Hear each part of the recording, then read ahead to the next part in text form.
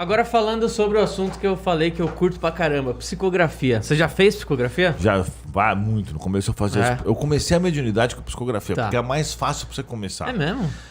Porque assim, você tem tipos de psicografia, né? Então eu começava daquele jeito, era folha branca, só que assim, ó, pra começar é importante. Cadê a câmera? Tá ali, né?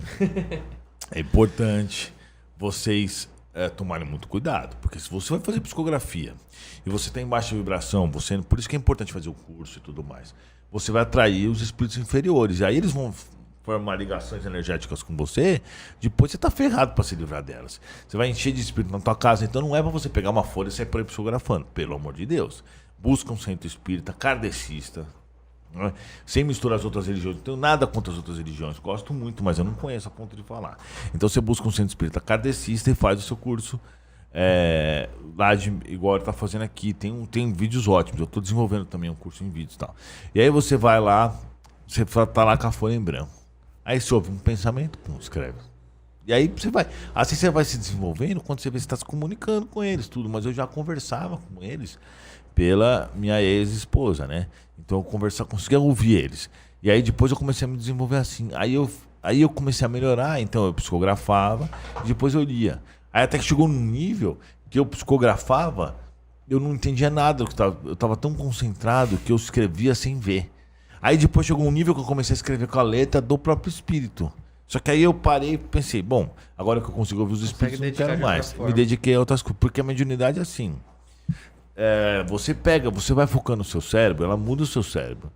Porque na verdade a glândula pineal ela é só um receptor, né? Só um receptor não, um maravilhoso receptor, mas Então, por exemplo, os olhos não captam as luzes, né? E transformam informação, impulso elétrico.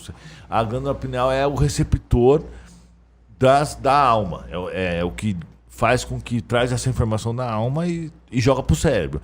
Quem processa informações são o nosso cérebro. Então, a hora que você se dedica, por isso que não dá para você mudar muito, aumentar muito a sua mediunidade, mas dá para você trabalhar e aumentar um pouco. Tipo assim, você está num campo assim.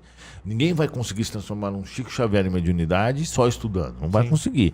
Mas se você tiver isso aqui, você pode melhorar para isso aqui. Se você tiver isso aqui, você melhora para isso aqui. Então, é desse jeito. Então, eu acho um jeito assim mais normal. E o que eu já presenciei várias vezes, não foi nenhuma nem duas, umas 10 pessoas. Por exemplo, um dia eu estava lá fazendo um evangelho com meu primo e a esposa dele estava lá. A mulher com a tua caneta, velho, começou a psicografar. Do nada, em transe. Ela nem sabe o que ela fez. E de repente ela nem sabe o que ela fez. Fomos pegar a folha, tinha total sentido o que estava escrito. Então isso é óbvio que foi um espírito. E isso daí, você tem um monte de casos assim. Então a gente não tá falando de uma vez, 2 vezes, assim, porrada de vezes o que acontece isso daí. Se você pesquisar, você vai ver que um monte de gente acontece.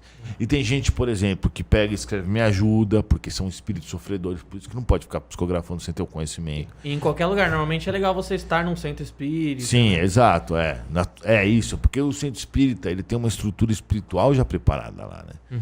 Quando você vai, eles já prepararam um ambiente. A egrégora, né? A energia e tal, né? Já colocaram uma segurança espiritual para não vir mal intencionados. Estão preparados para atender aqueles espíritos perdidos. Então é algo muito mais complexo do que normal, né? Do que parece. E como que...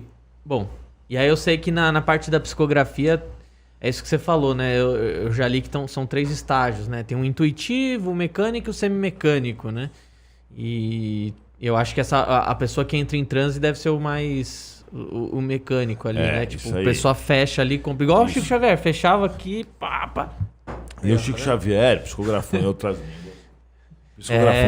línguas. Psicografou o contrário. Ele psicografava o contrário. Para mostrar o domínio. Ele psicografou em alemão, você não falava alemão. Eu vi uma carta dele em italiano. Italiano, japonês, se não me engano. Então isso demonstra que realmente não era ele, né? E aí... por exemplo, tem uma história bem interessante, né? Tinham 2 repórteres, Davi Nasser e não sei o quê. Os 2 trouxa, né? A verdade é essa. Aí os caras falam assim, vamos passar a perna nesse Chico Xavier aí, vamos... Porque os caras, né, queriam ganhar fama em cima do Chico Xavier. Aí falaram assim, não, vamos fazer o seguinte, vamos chegar lá, né? Naquela época não tinha internet, que hoje em dia no Google você consegue, mas naquela época você não tinha internet, você ficava... E a imprensa era muito limitada, local, né? Não tinha muito... Revistas de grandes circulações eram raras e aí era difícil de você ler muito e tal, né? Aí eles contrataram um avião, um piloto, chegaram lá, falaram que eram americanos, né? E aí fizeram uma reportagem do Chico Xavier, pensando que estavam enganando o Chico Xavier, né? E aí ainda até foram bem babacas. Pra tentar desmascarar mesmo. Né? Isso, tiraram umas fotos dele, tipo, tentando zoar ele e tal. E aí a hora que... Revista Cruzeiro, um negócio assim, né? eu acho que era a revista Cruzeiro. Acho que era aí. Né? Aí eles foram embora, né? Ficaram todos felizes. Falaram, enganamos o Chico Xavier, vai dar uma reportagem animal essa. Chegaram em casa, guardaram o livro. Aí o Chico Xavier tinha dado um livro pra cada um, né? E tinha colocado uma dedicatória. Aí quando esse Davi Nasser abriu, eu acho que ele morreu já. Ele abriu a dedicatória, estava escrito o nome verdadeiro dele. Ou seja, eles acharam... Não tinha como o Chico Xavier saber disso. Era impossível. Eles simplesmente chegaram lá com o piloto, com os repórteres falando inglês, enganaram... Devem ter deram enganado outro nome, o Chico Xavier, mas eles não enganaram o Emmanuel, que era o mentor, né? Então, a hora que ele foi assinar, ele assinou e colocou o nome dele. Então, ou seja, o Emmanuel sabia que o tempo inteiro aquele teatro estava acontecendo, né?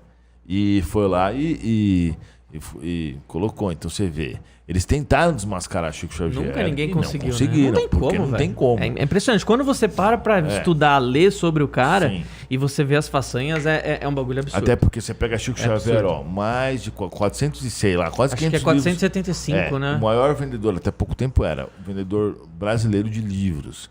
Ele doou 100% de todos os direitos autorais. Se ele faz assim, eu quero ficar com 1% da venda, ele tava rico, tava milionário.